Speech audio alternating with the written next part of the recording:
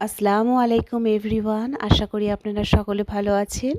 আলহামদুলিল্লাহ, আমিও আল্লাহর রহমতে ভালো আছি। এটা হচ্ছে নিশা বুবু। আমি যখন ফার্স্ট আর কি এখানে এসেছিলাম ফ্ল্যাটে, তখনই ওর সাথে ও আমার বাড়িতে আর কি প্রথম কাজ করেছিল। সেই সূত্রে ওর সাথে আমার খুব ভালো রিলেশন হয়ে গেছে। তো এখনও কাজ করে না, কিন্তু আমার সাথে প্রায় এসে দেখা করে যায়। সপ্তাহে 1 দিন 2 দিন এসে দেখা করে যায়। তো আমি আজকে বিকালে মেজো ফুপির বাড়ি যাব, তাই বেরিয়ে পড়লাম। কখনো বৃষ্টি, কখনো আবার বৃষ্টি ছেড়ে যাচ্ছে, এই হচ্ছে আর কি। তো আমার মেজো ফুপুর হঠাৎ করে হসপিটালাইজ হয়েছিলেন। মেজো ফুপি হঠাৎ করে হসপিটালাইজড হয়েছিলেন। ওনার শরীরটা একটু খারাপ ছিল, তাই মেজো ফুপিকে আমি দেখতে গেছিলাম। আমি, আমার আব্বু আম্মু সবাই ছিল আর কি, ফ্যামিলি সবাই ছিল। তো গেছিলাম সেখানে। এখন আলহামদুলিল্লাহ অনেকটা বেটার আছে মেজো ফুপি। আমরা কিন্তু মেজো আন্টি বলি আপনাদের সুবিধার্থে, সেই উদ্দেশ্যে আমি মেজো ফুপি বলি সম্বোধনটা করছি। আমার 6টা ফুপি। তো আমাদের ছোটোবেলা করে আম্মু শিখিয়েছে যে আন্টি বলতে। তো আমরা আন্টি বলি আর ফুপাদেরকে আঙ্কেল বলি। তো এটা হচ্ছে আমার মেজো ফুপির বাড়ি। এখানে যে বাচ্চারা সব আছে সেগুলো হচ্ছে আমাদের কাজিনদের আমাদের ভাই বোনদের সব বাচ্চারা আছে এখানে। তো অনেক বাচ্চারা আমি পিকচার সেইভাবে তুলতে পারিনি। অনেক দুলাভাইরাও সব এসেছিলেন, আপারা এসেছিলেন, অনেক ভাবিরাও সব ছিল, কিন্তু সেইভাবে আমি আর কি ওনাদেরকে ছবিটা আর কি তুলতে পারিনি, কারণ একটা অসুস্থ বাড়িতে যাওয়া তো। এবার যতটুকু পেরেছি আমি তুলেছি, ভিডিও করেছি।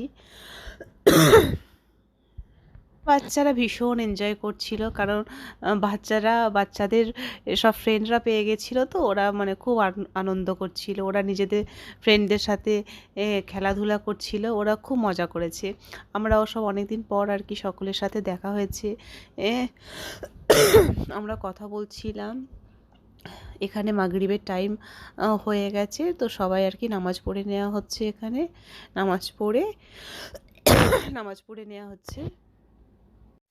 আমার ভিডিওর কোনো অংশ যদি আপনাদের ভালো লেগে থাকে, তাহলে প্লিজ একটা লাইক করবেন, এবং যদি আরও বেশি ভালো লেগে থাকে তাহলে অবশ্যই সাবস্ক্রাইব করবেন, কারণ আপনার একটা লাইক আমার জন্য অনেকটা গুরুত্বপূর্ণ।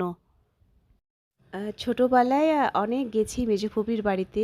যখন এক্সাম হয়ে যেত, তারপরে আমি গিয়ে থাকতাম, কারণ মেজো ফুপির মেয়েদের সাথে আমার খুব ভালো সম্পর্ক। ছোটো থেকে একসাথে বড় হয়ে ওঠা তো।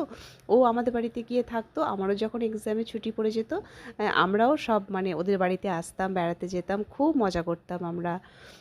তো এখানে আর কি সবাই মিলে সন্ধ্যের নাস্তা করা হচ্ছে। তো এত কিছু করেছে যে কি বলবো। এত অসুস্থ বাড়িতে তো এত কিছু নাও করতে পারতো, কিন্তু ভীষণ অনেক রকমের আইটেম করেছিল এখানে। সবাই মিলে একসাথে চা খাওয়া হলো।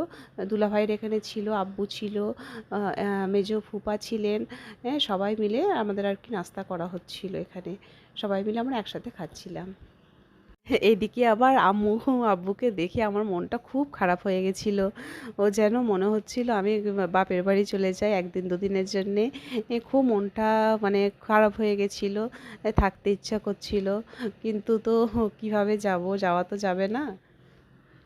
মাশাআল্লাহ, আমার মেজো ফুপুর 3টে জামাই কিন্তু খুব ভালো।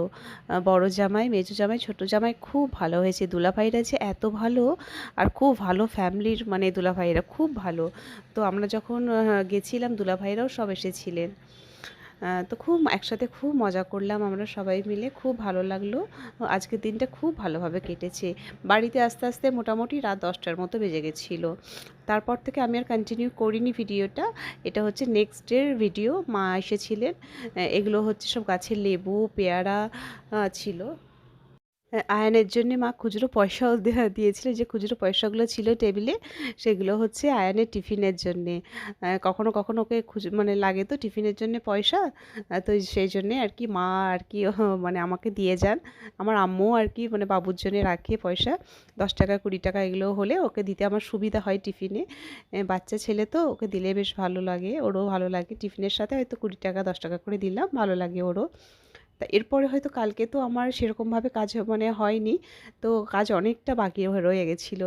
তো আজকে আমি কাপড়গুলো সব গুছিয়ে নিচ্ছি।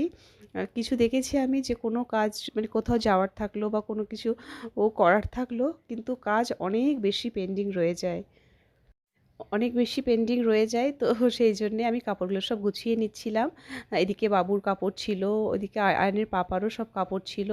এগুলো গুছিয়ে যে যার মানে ওয়ার্ডরোবে আমি আর কি রেখে দিচ্ছিলাম কাপড়গুলো। তারপর আবার আয়রন করারও থাকে। তো কাজ যদি টাইম বাই টাইম আমি করে নিই, তাহলে কিন্তু কাজ আমার মাথার উপর অত হেডেক থাকে না।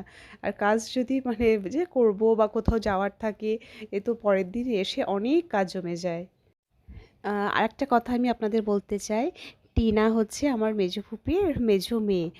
টিনা, টুম্পা আর মানে এদের সাথে আমার ছোট থেকেই বেড়ে ওঠা, বড় হয়ে ওঠা। তো মানে টিনাও এসেছিল মেজো ফুপির বাড়িতে। তো অনেকদিন পর দেখা, তো আমরা মানে এতটাই মানে হারিয়ে গেছিলাম নিজেদের মধ্যে যে কি বলবো। ছোট থেকে আমরা মানে একভাবে বড় হয়েছি। ওর যখন স্কুলে ছুটি পড়ে যেত, তখন ও আমাদের কাছে আমাদের বাড়িতে আসতো। আমাদের যখন ছুটি পড়ে যেত, তখন আমরা ওদের বাড়িতে যেতাম। মানে ভীষণভাবে আমাদের ছোটোবেলাটা কেটেছে। এখনও মানে ফোনে কথা হলে 1 ঘন্টা করে আমাদের ফোনে কথা হয়। সে আগের পুরানো দিনের কথা আমরা সব বলি। যে বাবুর ওয়ার্ড্রব, বাবুর মানে এটা হচ্ছে সেলফ। তো আমি এগুলো আর কি ঘরে পরারই কাপড়-চোপড় থাকে।